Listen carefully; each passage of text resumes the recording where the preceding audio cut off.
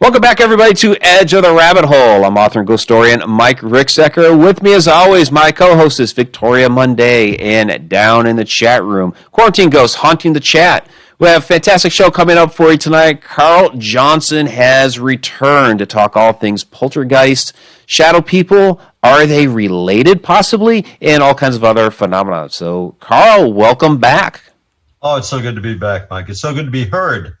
A little technical difficulty. A little technical difficulty, but we got it worked out. We had our rehearsal for about 3 minutes. We did. Yes. But it's all right now. No, that's what I wanted to speak to you about, you being somewhat of an authority. Both you and I are experts in the unknowable, pretty much. But, we learn as we go along, hopefully. And I'm wondering if these two disparate phenomena are somehow intertwined. Talking about shadow persons, those shadowy forms, and poltergeist. Most people, if they are not acquainted with shadow persons or shadow ghosts, know what a poltergeist is. Of course, the standard interpretation is you need an adolescent child, and the child is agitated, going through a formative stage, and things fly around the room and get busted. I don't think it's quite as simple as that, but that's a standard interpretation. Shadow people being something altogether different. They're black, or the absence of color. Our eyes decipher them or interpret them as being black, and they're very mysterious. Sometimes they're cloaked and clothed, and sometimes they have hats with brims. So how can these two things be connected? But I think somehow they are. They're both ephemeral. They're both basically non-physical, but manifest in physical forms, can move objects around. And they are usually just glimpsed. Poltergeist is more known for what it does. Shadow person is more known for being seen. But I think there's some kind of connection there. They're both interdimensional in some form. So I wonder if you have an opinion on that, or even a guess. Yeah, I have an opinion when it comes to poltergeist. The classic definition of a poltergeist is, noisy ghost, a German for a noisy ghost, something that is, a bit mischievous, tosses things around, creates some noise, wreaks some havoc around the house, that sort of thing. I usually toss out there for anybody that has read the Harry Potter books, because it doesn't really get a lot of play at all in the movies, but if you've read the Harry Potter books, Peeves the Poltergeist is basically a great example of what a poltergeist is by definition. In modern times here, we've taken this idea of like you were saying, like an adolescent girl, and it doesn't necessarily have to be a girl, but that they are manifesting this activity, and they are calling that a poltergeist. But what I end up saying is that, well, what they're doing is, with that telekinesis, with that PK activity, they are manifesting a type of activity that resembles a poltergeist. So I call it poltergeist activity. We've kind of meshed these things together as one, when it's really two separate things that are going on here. Mm-hmm. Well, the poltergeist, of course, as you were describing, it's thought to be manifested. I always think of a little girl doing it, maybe because they mature a little sooner than boys, but it can be an adolescent, usually with some angst and going through that formative stage. And they generate some PK, some psychokinetic energy that somehow turns itself into a ghost, has all the symptoms of a ghost, but it's not a ghost, it's a thing of the mind. I think it actually is a spirit, a ghost. It may be produced by a living agent. However, some poltergeists have an agenda.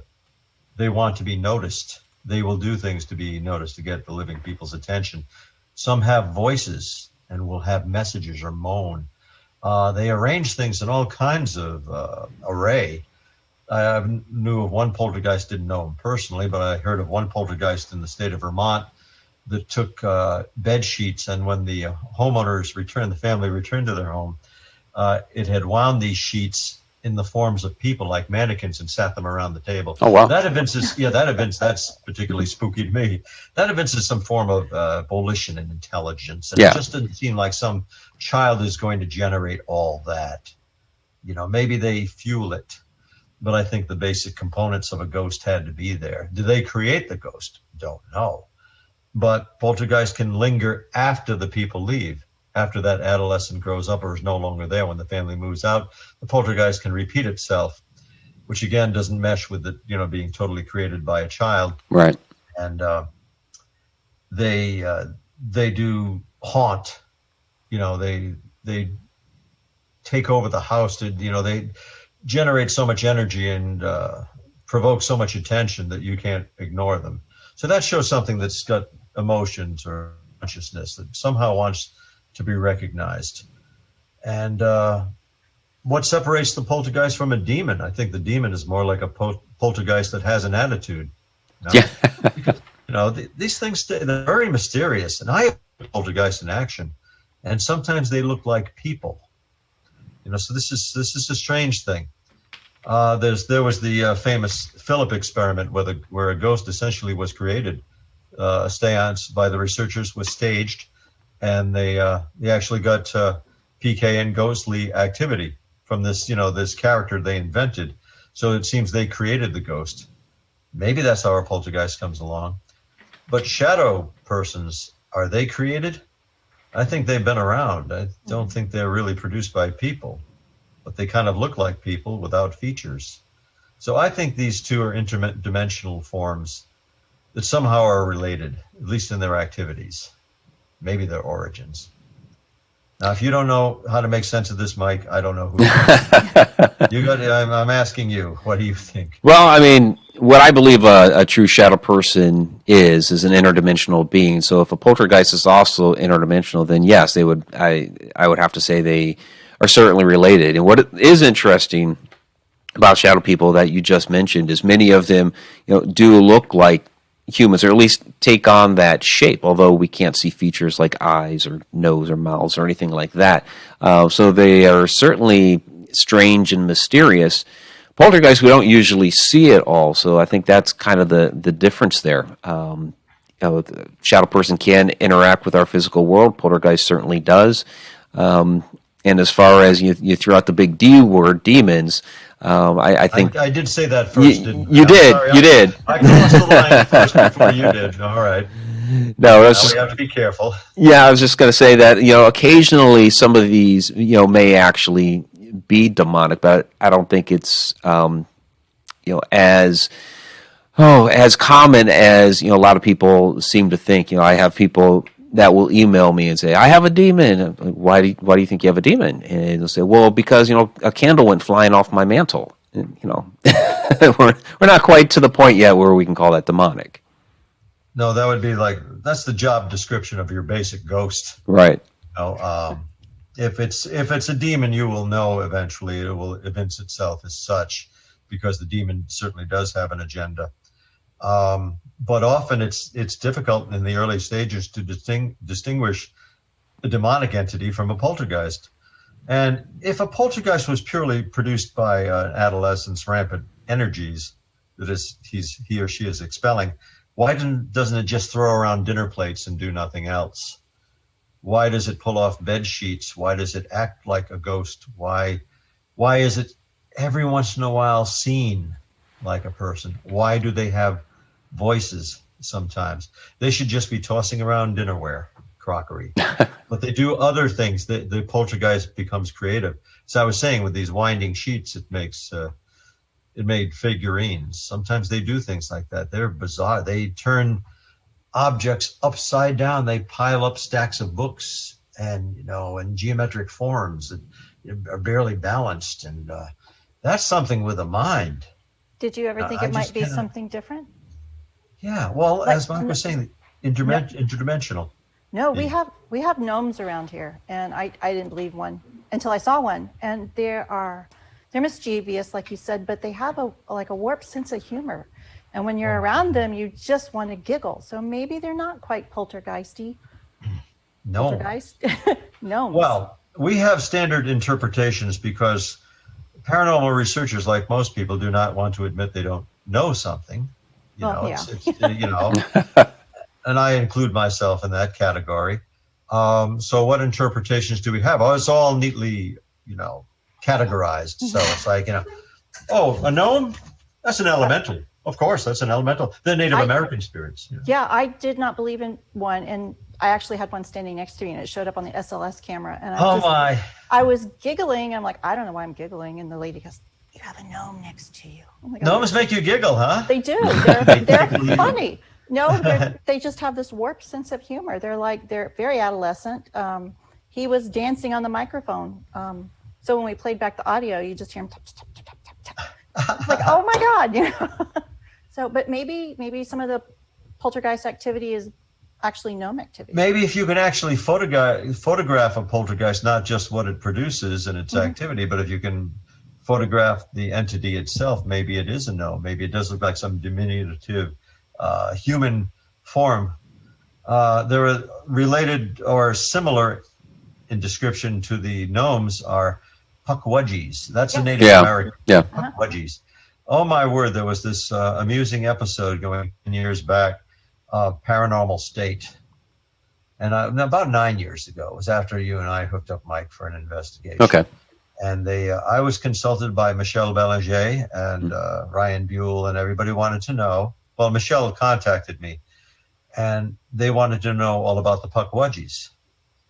Well, I referred them to my colleague Andrew Lake, and I gave them quite a bit of information myself, because Andrew Lake has photographed a puckwudgie twice.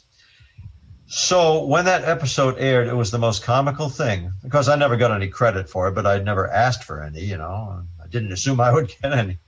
And no two people on that show could say puckwudgie the same way. They just did not have enough time to prepare and say how they were going to pronounce this. So you get Pidgey and Puckered, Pagaga. You know, every person, it was about 4 people, Chip Coffey, Sergey, Ryan, they could not say. I think Michelle got closest to it, Michelle Belanger, but nobody could say puckwudgie the same way. But we think they are elementals, which means an earth spirit, and is very hard to define. It's something that's incorporated into Native American lore a lot. But gnome, yeah. Gnome is actually essentially an earth spirit.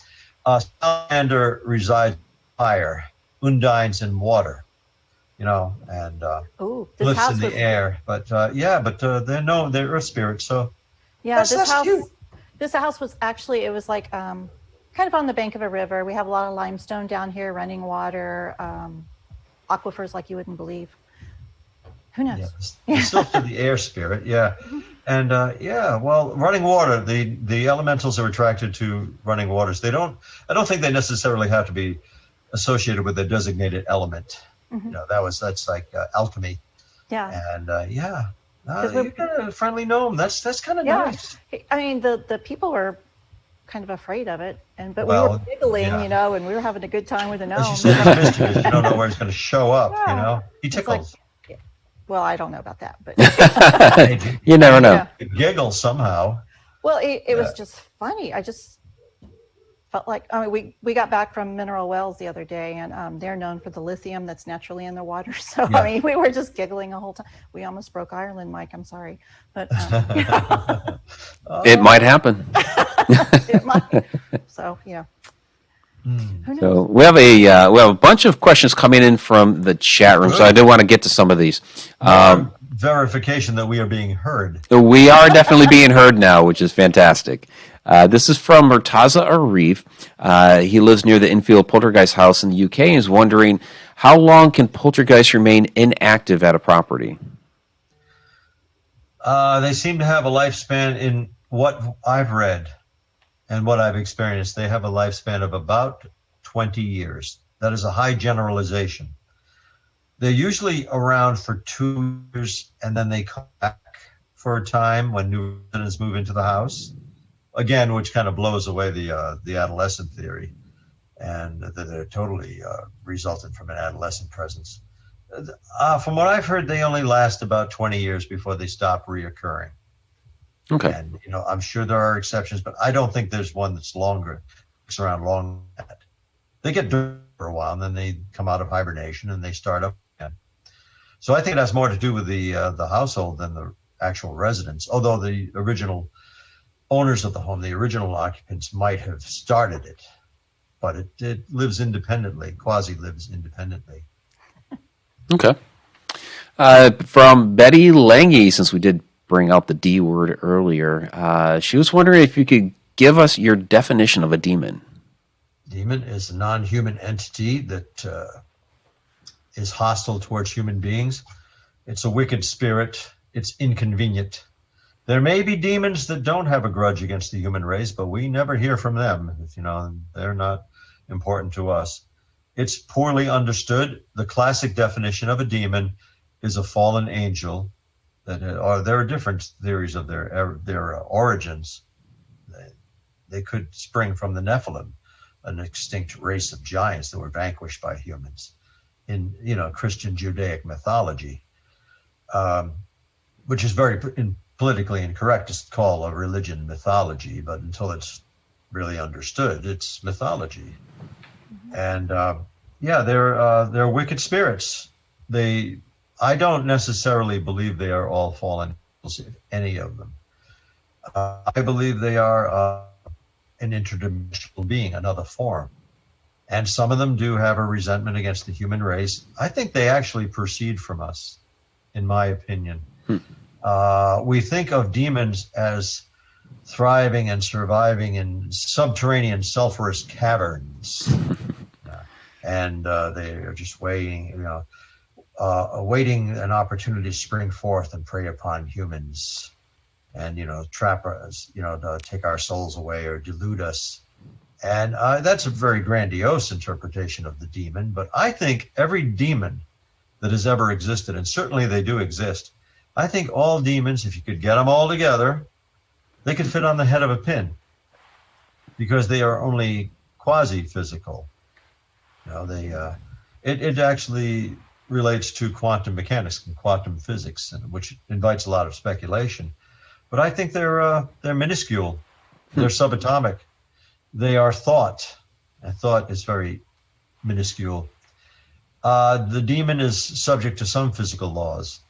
Demon cannot be two places at the same time. It can't bilocate. It can't read your mind, but they're very perceptive. It can be warded. You can tell a demon, a demonic entity, you can say, you can't come into this room when the door is closed, and the demon has to obey that. Oh, they'll find some way around that, but it's funny. And they will seek, like some spirits, they will seek the easiest egress. They spring through wells and portals and fissures and doors, and pits. They don't just, ooze through walls for some reason. There are some restraints and constraints. So they're very fascinating, and they do exist and cannot be fully understood. But they're, just to sum it up, they're wicked spirits, mysterious wicked spirits, and you feel it. If it's a demon, it will evince itself. You'll know it's not just a poltergeist or a human-generated spirit. It's going to do something. It's going to make itself very unwelcome and make the subject feel unwelcome in his or her own home. Well, you ask one question, you got to have like 5,000. Yeah. So I hope everybody was taking notes. Or you could pick up Carl's book, Shadow Realms, Demonology Handbook. Thank you, because I left mine in my car, and I was wondering if I should go out there to hold it up, but you did it for me. Thank you. Yeah, you're welcome. You're welcome. I did put the link down in the description here of the YouTube live stream, but you can also find that at Amazon for those that will be listening to the podcast later. It's Shadow Realms Demonology Handbook, Carl Johnson and Lana Brock. Thank you so much. Well, I'll do one more question from the chat room right now, and then we'll continue our conversation, bring in some more questions from them later. This is from Judy Wilson. So does their dimension leak through to ours? Talking about shadow people. And is that why we only see them in shadow? And do they see us as shadow people? The first part of that question, I'd say almost definitely, yes, they do filter in from another dimensional reality. And that's why there's got to be something to that, why we don't see them except as shapes. I don't know if anybody has reported seeing the face of a shadow person. They're strange things. We say black because that's what our eyes see when there's it's like shape cut out of our reality. Reality, shape, what's within does not exist for us. So that's why they look so human shape, but just colorless and featureless. So there's got to be something. It has to have something to do with them being from another dimension or partly still in that other dimension. As far as what we look like to them, I always had the conception that they see us as we are, but maybe we're kind of spooky to them. You know, we can't answer that. We can only guess. Really. Right. But that's interesting. I never thought of that before. Maybe we look kind of strange to them. Maybe we are the ghost of them. Maybe they see us as shadowy persons because they can't perceive us totally. You know, I mean, we're pretty solid, so they probably see us as such. Yeah, it's something that I've always wondered as well, and I'm not trying to plug my own book, but I do include a story in my book. Plug mine, you certainly should. Well, but this is your show. But I do have a story in there on A Walk in the Shadows in which when I walked into, it was the kitchen of a restaurant, it was a wisp of a shadow that darted across the room and through this door, and just the whole, physical interaction, because you heard it blow through the door, but the door didn't move. The sound working on a different wavelength. This is what I'm theorizing. The sound working on a different wavelength, that there was some sort of crossover between our dimension and their dimension, and with that crossover, I was only able to see it as like this faint, wispy shadow. I didn't see the door move on my plane of existence. Perhaps it did on its plane of existence, but that sound being a different wavelength, I was able to hear it clear as a bell. So that caused me to wonder, okay, so if we have this crossover of two different planes of existence, and I'm only seeing this thing as this wispy shadow, is it also seeing me in that same way as a wispy shadow or maybe a ghost? I don't know. But it's caused me to ask that question. Question without an answer, but it's interesting. Right. If I could sit down and interview one type of entity, it would be the shadow person. Mm-hmm. Because they throw everything we think we know about paranormal investigation and research out the window. Okay, are they ghosts? What are they? I don't know if they're ghosts, demonic, but probably interdimensional, as we've been saying. But they're fascinating. Well, I mean, are they aware of us? Are they observing us and have an agenda? It's got to be one or the other. Either they're randomly crossing over or they mean to. So I just want an answer. Ghosts will sometimes answer you. We don't know if their answers are accurate, but they will communicate through EVP, electronic voice phenomena, through the spirit board or whatever, sounds in your ear, AVP, audible voice phenomena. So at least we can talk to a ghost. They're not getting much of the truth, but we can talk to ghosts. And shadow persons, I don't know. They don't talk. Poltergeists will sometimes have a voice. Shadow ghosts, they seem to stay silent. I don't know of any incidents where shadow ghost has actually spoken to people. Maybe Mike does. Well, it's funny. There is a couple. Well, a couple of years ago at Ocean State Perron, that was the question you asked me when I was on stage, and you asked about, if they had some sort of audible voice, and I'm like, is that Carl? Yes, I remember. That was about 2 years ago. That was a very pivotal day for me for another reason, but we'll get into that later. Right. Hopefully she's listening. But I didn't really have an answer for you then, because I really hadn't, in all my research and the stories that I collected over the years, I didn't really have anybody tell me that they had heard a shadow person audibly. But since then, I have had a couple people come forward and tell me it's not an audible voice. It's more of like telepathy, some sort of thought transference. I think you do touch on that in your book, because I didn't remember anything in your book about them actually speaking to us. So I think Victoria has a story here. Oh, I'd like to hear Victoria's story. I always have a story for everything. Road trips are fun. Okay, first of all, a shadow person walks into this bar. I'm just kidding. No. Oh, jeez. Okay. I've seen shadow people my whole life, and people have always treated me like I was insane. And then one day I met Mike, and I found out I really wasn't totally insane. Not totally. Oh, you had a partner in insanity, maybe. So I've encountered two kinds. There are, because I live just north of Houston, it's all railroad, cowboys, let me go get my pickup truck and all this kind of stuff out here. There are evil shadow people out here, and they scare the crap out of me, and you can feel when they're around, and okay, I'm going to back up. But there was also a shadow person, because I would do ghost tours out here. who I felt was very protective of me, and he would walk around. And one day I got thumped in the head, and I bent over because it was so hard. And then when I stood up, I saw this huge spider web right in my face. So I would have face planted into a black widow probably. But he's always very protective. Do you find that there are two different personality types, or is it just all, hey, I'm a shadow person?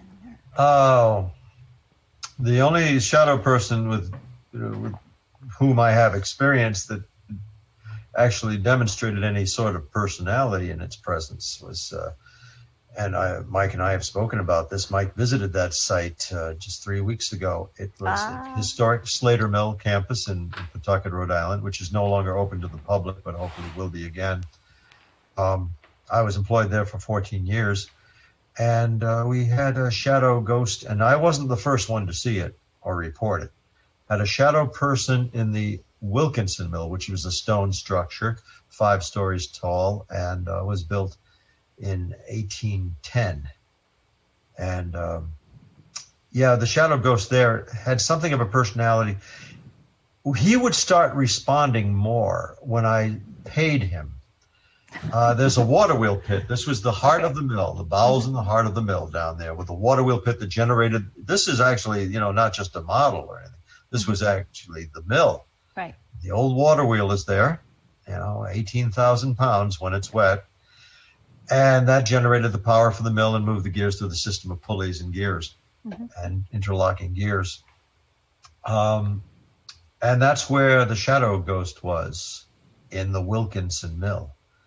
So I don't know if it was, we thought maybe the spirit of a worker who toiled there for years and years, but we don't know. It was the shadow. He has been detected in photographs. I say he is only men working in that section of the mill. Detected in photographs, been, touched people, been seen. And I thought, if people are being disrespectful, a lot of researchers that would come in, because people could book a paranormal investigation at Slater Mill, and we had public ghost hunts, which I organized. And sometimes people would try provocation, like, I'm a woman. What do you say if I work here? What are you going to say about it? Trying to get some reaction. Right. And, that's kind of just. Hey, you pick on women. Why don't you pick on me? That kind of stuff. I just don't think that ever works. No, and I would push her anyway. Popular television show, and so I thought, let's bring trinkets for this. Like, is it like paying the ferryman who cavorts souls over the river Styx? Right. Let's give him a little token. Let's pay admission. And I would bring black smooth stones. The Blackstone River is outside. So, that was what fed the water wheel, the water from the river. So bring in smooth black stones or glass pebbles, like you put in a fish tank. And everybody got one, and we tossed them in. I said, I don't think he grants wishes, but just this is a token of respect. Toss it into the water wheel. Bloop, bloop, bloop, bloop, bloop, bloop.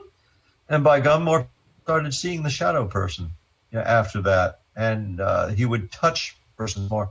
Oh, one colleague of mine, he lifted up her hair. Oh, we could see that go up, and he kept poking at her. She thought it was her husband Tom, and she was like, Tom, stop it. And then her hair went up, and he was more responsive after we showed him respect. And I would always say, we come here respectfully. This is your place. We're your guests. I think you can develop a relationship with one, because people would go and do exploring, and they'd walk off with a K2 meter, and I'd just be standing there going, well, hey, how you doing?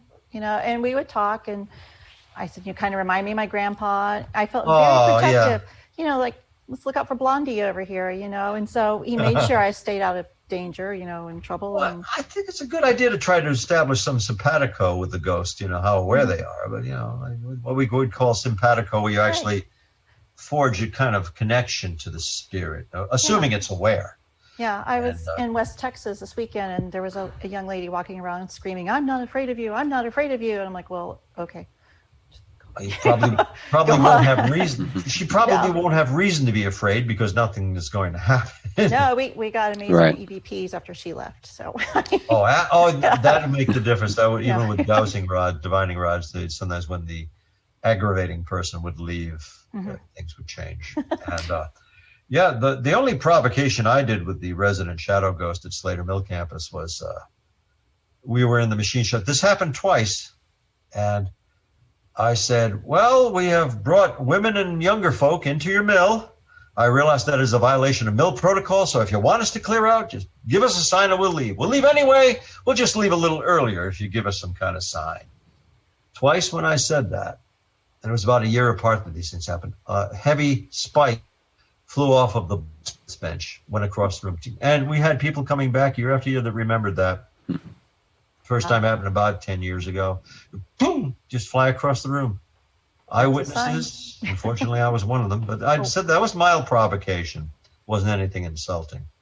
But that worked. It didn't work every time, but it did a couple of times. Mm-hmm. But I think that was our shadow person, because the lights were kind of on. At that point, we had some subdued lighting that you could see him. But it was when the lights were off that you could see him. And he would usually be blocking out the background. Mm-hmm. We knew him. I think he was utterly invisible in a full spectrum of light, but at night you could see him, not just because it's spookier at night, but because there wasn't anything occluding him. Right. We saw him up there. I saw him in the form of a man, and he was blocking out light down in the water wheel pit, which is kind of the basement. And that was 2 years ago. It was the Friday before Halloween, so it was just a couple of days before Halloween. We saw him come by. Didn't even think about that. Yeah, my friend took a wonderful picture of a shadow man, but we didn't see him.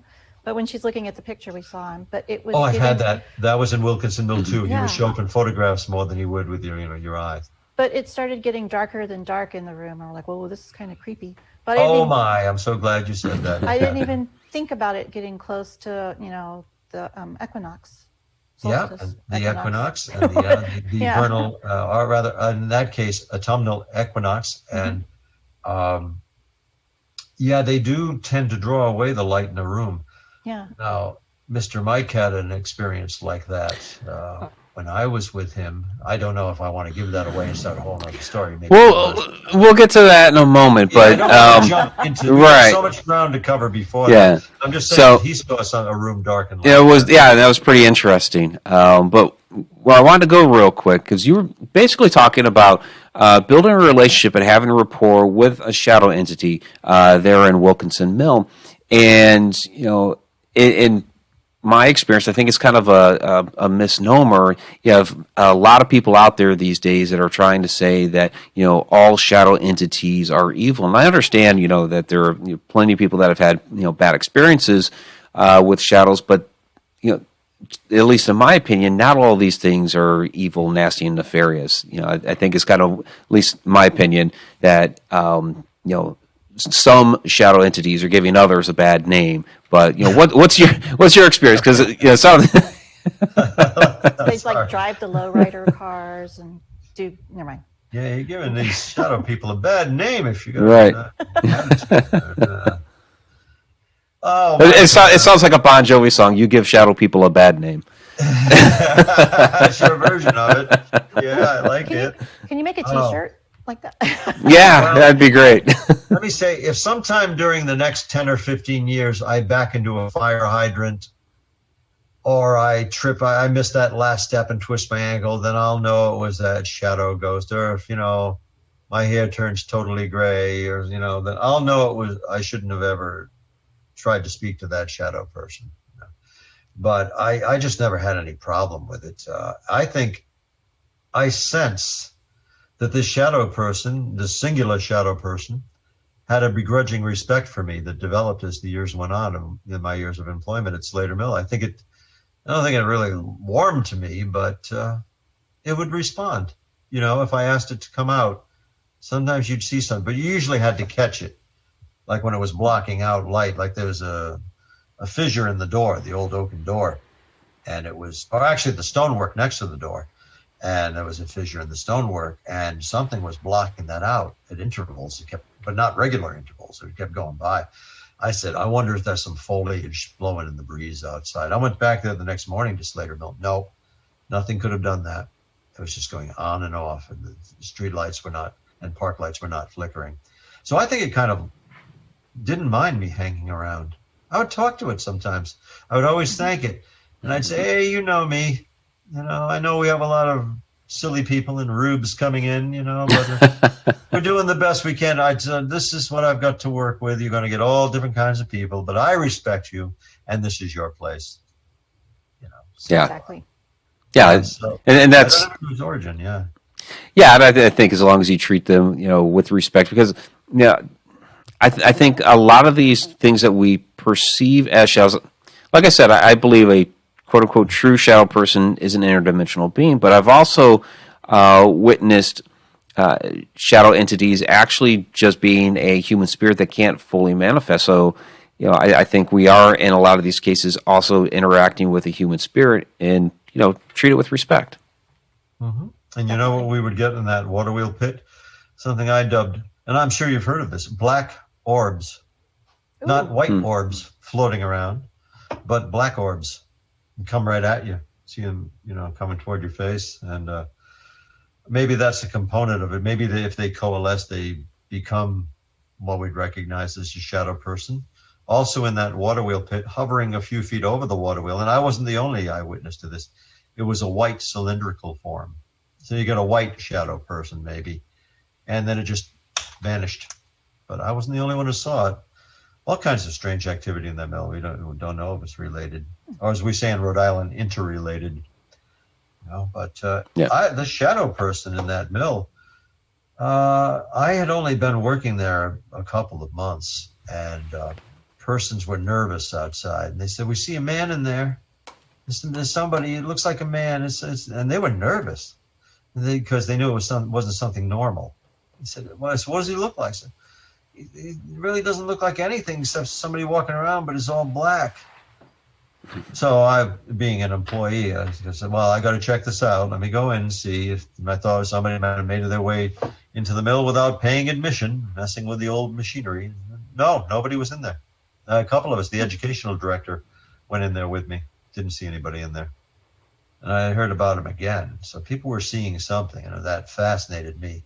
And I was finally able to witness the shadow person in that mill, in Wilkinson Mill, in January of 2013. Looked like a person, but moving very rapidly, very erratically, fast. Yeah, and you've shown me. Mentioned, yeah. Yeah, and you've shown me some interesting photography from there. I wish I had more. I wish I hadn't laminated all my pictures. It's hard to copy them because I used to show them at Slater Mill. Yeah. Yeah, they seem to block out. Well, let's see. Background.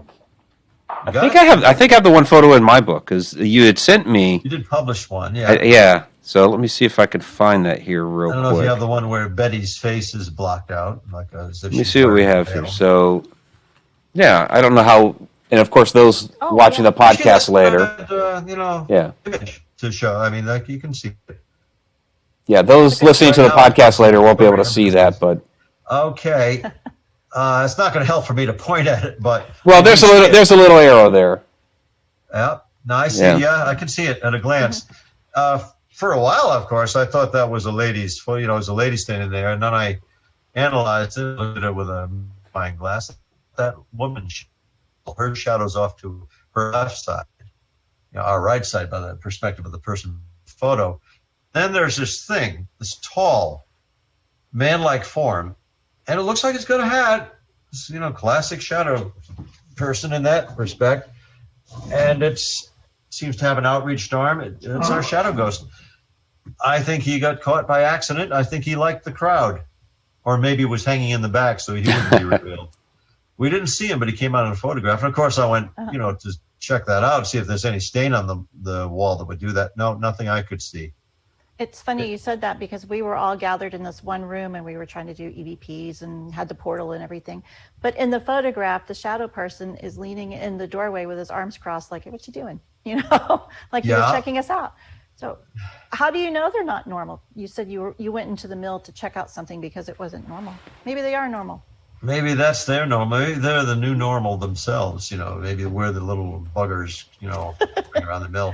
And I wonder if they are related to humans, because how can something that's interdimensional be anthropomorphic? With the bifid structure of two arms and probably two legs and appendages and sometimes clothing.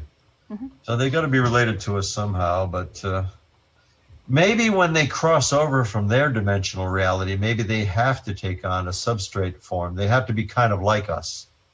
Maybe they draw on what's around them and they adapt. It's like, a fish in a fish tank. If you have a big fish tank, Yes. Some species of fish will keep growing and become obnoxious, like carp. But clostomus do that. Yeah, They cop and have- carp, and Yeah. we'll do that, and carp will, and maybe they have to adapt to our form somewhat to manifest in this. Maybe it's the I think that's evolution. true with demonic entities, Yes. because normally they'd be invisible. Right.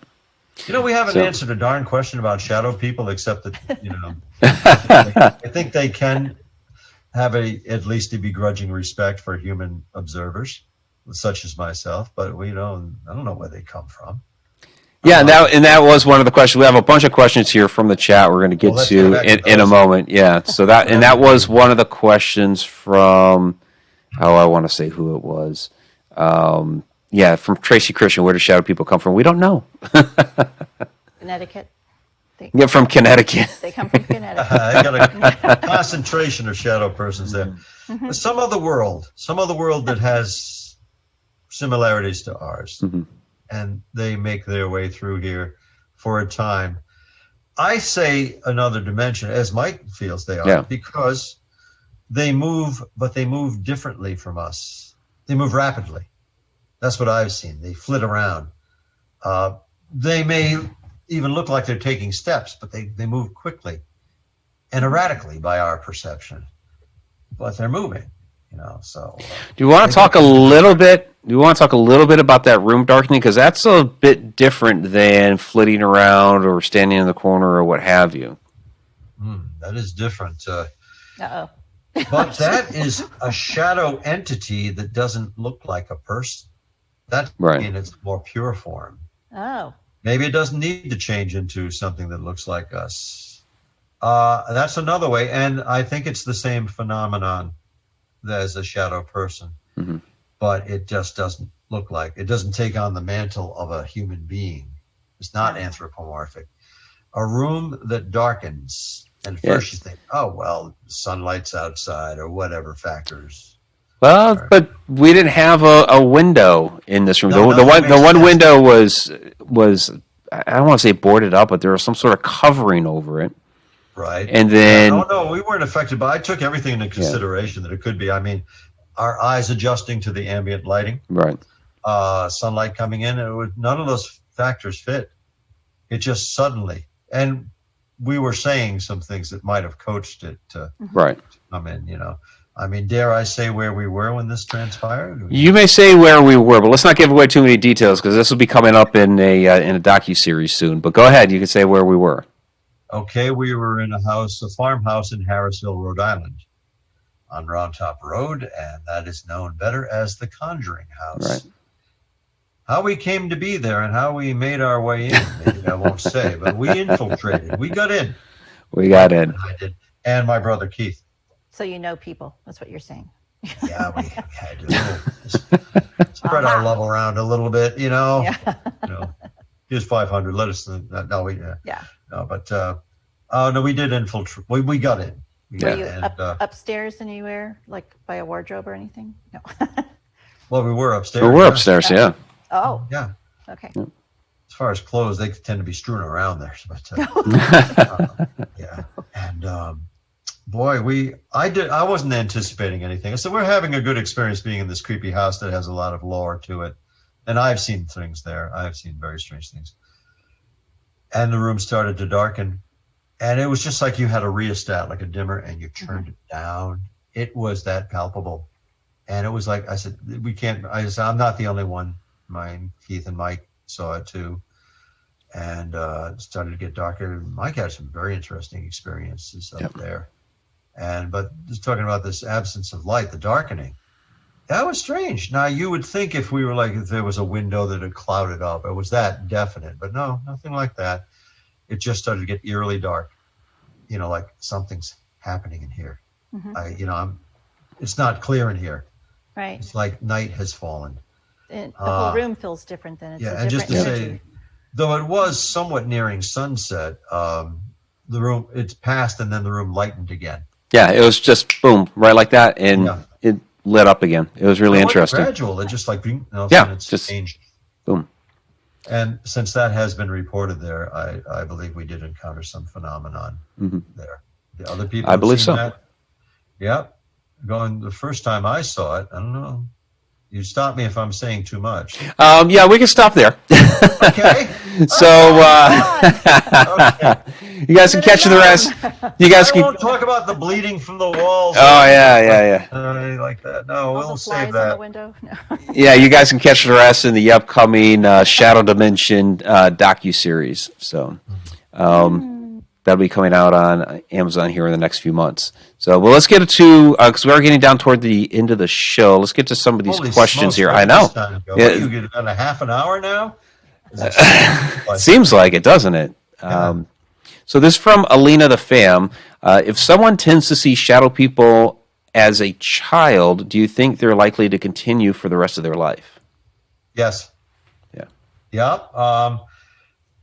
They have a sense, they have a sensitivity to it, like some people perceive color differently. Or, I used to be able to read so clearly what's in the background, your screen, but, my eyesight has changed. But some people do have a different perception of colors, like somebody may see chartreuse or green, a different way. And we can't know because it's tough to describe except by relation. I think some people have an inner eye, they have an ability. If they have it early on, it is easier for them to see a shadow person when they mature. I think for all their life they can. Well, the late Ed Warren one time said, once you have an encounter with the demonic realm, you are marked by them. They'll always recognize you. I'm just very vaguely equating demons to shadow persons. I think you just have your retina or whatever becomes branded, and you're able to see them better than the normal person or the average person would. I wish I had that. I mean, maybe I do because I've seen them a few times. Do you think maybe since you've seen one, you're more accepting, and then you can just see them easier? I think when you believe that they exist, that helps, and when you've experienced them, that helps. Yeah, I think something in your eye immediately acclimates to that, and something expands or whatever, and you're able to perceive them better than somebody who has not had such an encounter. Which would explain why a lot of people have never seen them. True, very true. But you can learn to see them then if you. I think so. I think you can develop that because they're around us. Oh yeah. How often we don't know, but they're around us. Oh, they're around. Yeah. Yeah. Yeah, we were doing a show a few weeks ago, and maybe a month or so ago, and went back to watch it again, and in chat, somebody goes, "Is that a shadow person walking back behind Victoria?" So, they just, I think it was. And there's so much to take into consideration. The lighting in the room, shadows can, can make tricks, can make you think they're in motion when they're not. Your eyes adjusting to the light in the room, floaters in the eye. Mm-hmm. But sometimes you got the shadow person. You got something strange there because it moves and you see it moving. Yeah, you can tell. You can tell. Yes, you can. From Sarah Youssef. What is it about fear or strong emotional states that seems to encourage paranormal activity? There is something that does that because emotion is energy. It generates katepsi static. That's one researcher called it that, or PK, psychokinesis, psychokinetic energies. And your emotions do, if you feel like a victim, you could be one. It draws it out. Something about that, the spirit can sense your vulnerability, whether they do it consciously or not, I don't know, but it can sense your fragility or your, apprehension. And people who don't believe or don't take, paranormal research serious at all are likely not to be disappointed because they won't ever see the ghost. But if you're apprehensive and a little nervous, for one thing, you're hyper alert. You're paying more attention. And something about that apprehension generates an energy field and brings it in. So if you don't want to see one or you're scared of one, better chance of seeing one. But really, that's what makes ghost hunting and paranormal research fun. It's a little spooky. It's a little scary. That's a better feeling than disappointment. That's better than boredom and disappointment. True. It's exciting for sure. It is exciting. It does give that element of the unexpected. Yeah. It makes it exciting. Yeah, so I think you draw it in more. I do. Okay. From Murtaza Arif. What's the difference between a jinn and a poltergeist? Which one of these can follow us when we move homes? I ask because I've had activities in most homes I have moved into. It's interpretation. You could interpret a poltergeist as a jinn. especially if there have been occult practices, rituals, summonings in that environment, in that abode. Yeah, it's really what you interpret, what your mind tells you it is. You may not know its origins, but if you can find out how it started, that's a clue. But yeah, jinns have personalities. They're almost similar to a dybbuk, which is an entrapped spirit. You think of a genie being entrapped in a bottle or a case, and so they could be related too. That a shadow person. Well, how would a genie or a jinn manifest itself? You may not see this, this figure with a sash and a scimitar and a shaved head. You're likely going to see a shadowy form, because that's as much as our eyes can perceive. That's as much as it's going to manifest. And as far as following, yeah, they do. The shadow ghost can follow. The jinn traditionally will follow, attach to somebody and follow. I don't think they'll necessarily grant your wish, but they attach. You know why? Because this gives them an anchor in our world. If they can attach onto somebody, interact with them to some degree, and travel with that person, that gives them a foothold in this world. They don't necessarily last for a long time, the attachments, but they can be pretty unnerving while they're around, while they are attached to one. Yeah. And a jinn, basically another interdimensional being. To me, it seems like a lot of these are very related, or maybe even the same thing, just a different name from culture to culture to culture. Yes. Yeah, interpretive. And Rosemary Ellen Guiley, the late Rosemary Ellen Guiley, made a lot of progress with that. She categorized them and, brought all this lore together and, helped to define what is thought of as a jinn, which is not common in our culture. People hear of the genie, the spirit that grants wishes until it turns on you. You got to be careful with that. But yeah, the jinn is, it could be just jinn if you keep the D silent. There's something else that's real. These are all things that are improbable to impossible, yet evidence supports that they do have an existence. And the jinn does exist. Don't ever try to command it; it doesn't work. Right. It's like trying to direct a demon. I conjure and constrain you. That's very medieval. Yeah, they're around and they follow.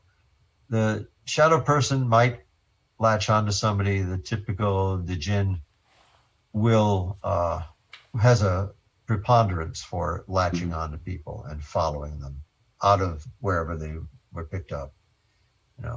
Again, spooky things. Spooky things.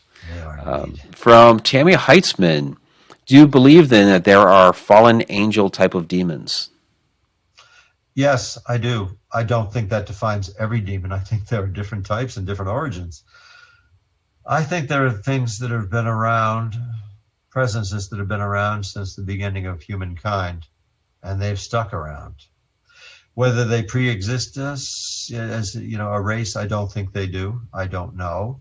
But they've been around. They have the wisdom of the ages, and they are essentially fallen angels. But that indicates that they were once glorious angels, God-serving angels. Perhaps they do come from they were celestial beings at one time and have been cast down and lost their wings, so to speak. But yeah, it's a very interesting that they could have once been angels of light and cast down. Don't know, but it makes sense that if angels exist, that some of them, they're not perfect beings. They should be perfect, but some of them aren't. And maybe that's why we've got something that's resentful. Mm-hmm. The very pure interpretation, and it's one my brother could expound upon more, is sure. that, an angel, celestial being, a benevolent entity that was created by God, as was everything and is everybody. And they sometimes have gone wrong. The errant angels, the heavenly host, 1/3 of the heavenly host, were cast out of heaven in a great rebellion. It's mythology. It's Judaic mythology and Christian mythology. But it sure is interesting. Do you think they can be redeemed? Like a fallen angel, can it redeem itself somehow? Traditionally, no. No, it can't. They don't have the same volition because they had seen God or close to God. Humans cannot see God. They're forbidden to see God. But the angels did. So they entered into their rebellion with full knowledge of what they were doing. So maybe not a full knowledge of the eternal consequences, but they knew what they were doing. So there's no redemption for them. You cannot, redeem a fallen angel. You can't reason with them and say, change your ways. It's too late for them. Yeah. Human beings have the choice. Human souls supposedly can be sprung from purgatory, can expiate their purgatory. But demons, they are eternally separated from God, eternally. So they can't be redeemed. Now, I'm taking that stance, of course. Mm-hmm. The purest interpretation of what is a demon as a fallen angel. No, they can't come back. So you can try, but it probably will do you no good to pray for the salvation of a fallen angel. Good to know. Sounds not Thank you. Well, And on that note, I'm sorry we weren't able to get to all the questions, everybody, but with that note of no redemption, we're ending the show. well, audio was redeemed. Wow. Yeah. Yeah. So, well, everybody, please go ahead and check out Carl's book, Shadow Realms Demonology Handbook. Like I said, for those watching the live stream here on YouTube, you can get that link down in the description below, and I'm sure Quarantine Ghost will go ahead and put that link in the chat for you. And for those listening to the podcast later, of course, you can grab that out on Amazon. We also have a link on our Amazon shop, the Hunter Road Media Amazon shop, which is, Amazon.com/shop/Hunter Road Media. So it links there as well. So, Carl, we are having you back here in a couple weeks with James Nito, Duo Demonology. I think that's November 10th. So you're going to be turning around here real quick and be right back with us. Thank you. Okay, I'll try to keep that on my calendar because it's coming up soon. And then I'll get to quote to you from the tragic history of Dr. Faustus, which we don't have time to tonight. It's actually a soliloquy by the demon Mephistopheles, and he talks about his eternal damnation. So I'll save that for that show. All right. Sounds fantastic. I will be your guest. Okay. All right. Thank you for this opportunity. It's been wonderful coming back, and Victoria and all that. So nice to meet you. I'm starstruck. I've been telling Mike that for like a week. She has. I'll always be back. Can I have your autograph? We'll have you back. Yeah. Oh, Mike, why don't you have me back before I'm on with James and Nito and Duo Demonology? It's just, segue me. We'll just kick off all the other guests that we have in the meantime. Oh, no. Then I really will have a reputation. Ooh, right. Like a pirate podcast, like at midnight one night. There you go. I'm probably interesting, but not that interesting to take away other guests. Oh, we always have a great time with you, and I do too. And the Mad Hatters down in the chat really have enjoyed you as well. So I'll tell them to save their questions to when I come on with James and Nito for Duo Demonology. All right, but fantastic. I forgot to ask my question about Nick. No, my friend needs your help. You gotta message me on Facebook or something. Oh, that's right. You could do that. You could do that. We'll talk on the phone the old-fashioned way.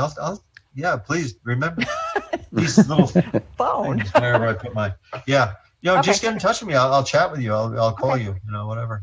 All right, that'd be great. Message me, and then we'll set that up. Okay, thank you. All right.